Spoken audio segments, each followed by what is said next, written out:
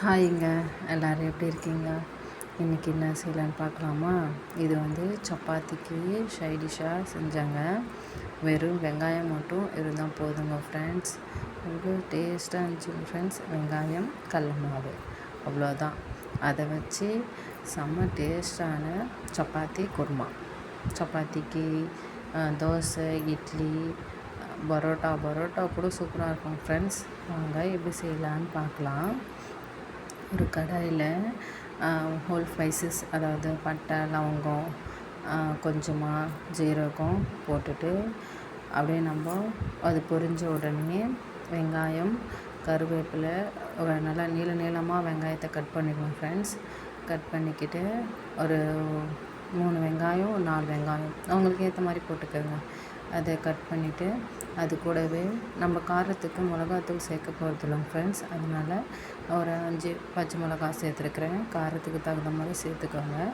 அது நல்லா ரொம்பவும் ப்ரௌனாக ஆகக்கூடாது, கொஞ்சம் லைட்டாக அந்த மாதிரி கலர் மாறின உடனே இஞ்சி பூண்டு பேஸ்ட்டு கொஞ்சமாக சேர்த்துக்கிட்டேன் ஃப்ரெண்ட்ஸ்.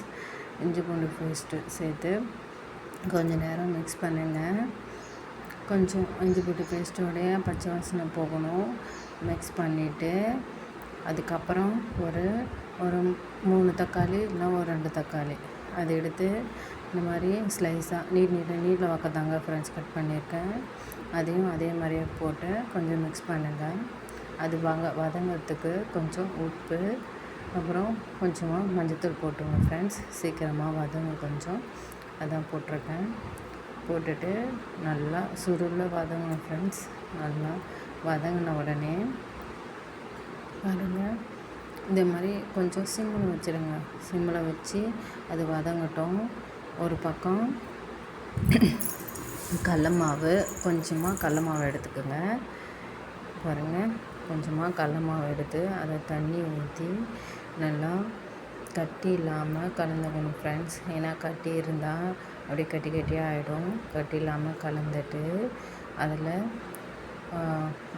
ஊற்றிடணும் ஃப்ரெண்ட்ஸ். ஊற்றிட்டு கொஞ்சம் நல்லா மிக்ஸ் பண்ணுங்கள். மிக்ஸ் பண்ணால் கெட்டியாகும். அதோடைய கடல மாவோடைய பச்சை வாசனை கொஞ்சம் போகணும் ஃப்ரெண்ட்ஸ். அதனால தான் நான் முன்னாடியே ஊற்றிட்டேன். இன்னும் நீங்கள் வறுத்த கடல மாவு இருந்தால் கூட நீங்கள் தண்ணி ஊற்றிட்டு லாஸ்ட்டாக நீங்கள் ஊற்றிக்கலாம். இங்கே பாருங்கள், நான் இப்போது நல்லா வறுந்துடுச்சு. அப்புறம் தேவைக்கேற்ற மாதிரி தண்ணி ஊற்றிருக்கேன். நான் அதிலே ஒரு கப் ஊற்றிருக்கிறேன். ஒரு கப் ரொம்ப திக்காக இருந்த மாதிரி இருந்துச்சு. அதனால் இன்னும் கொஞ்சம் தண்ணி ஊற்றி நான் பாருங்கள், கொஞ்சம் திக்காக இருக்குது இல்லைங்களா? ஏன்னா இன்னும் கொஞ்சம் தண்ணி ஊற்றி கொதிக்க விட போகிறோம் ஃப்ரெண்ட்ஸ். நல்லா கலந்து விடுங்க. பாருங்கள், கட்டி தட்டுடும். அதனால தான் நல்லா நான் கலந்து விட்டுட்டுருக்கேன். பாருங்கள், நல்லா கலந்து வச்சிங்களா? இப்போது தேவைக்கேற்ற மாதிரி தண்ணி ஊற்றி மூடி போட்டு ஒரு 10 நிமிஷம் கொதிக்க விடுங்க ஃப்ரெண்ட்ஸ். கொதிக்க விட்டால் பாருங்கள், நல்லா கொஞ்சம் திக்காகி வரும். நான் எவ்வளோ தண்ணி ஊற்றினேன் பாருங்கள், ஆனால் திக்காகிடுச்சு ஃப்ரெண்ட்ஸ். செம்ம டேஸ்ட்டாக இருந்துச்சு ஃப்ரெண்ட்ஸ். சப்பாத்திக்கு நீங்கள் ட்ரை பண்ணி பார்த்துட்டு எப்படி இருக்குன்னு கமெண்ட் பண்ணுங்கள். லைக் பண்ணுங்கள், சப்ஸ்கிரைப் பண்ணுங்கள், ஃபாலோ பண்ணுங்கள் ஃப்ரெண்ட்ஸ். Thank you friends.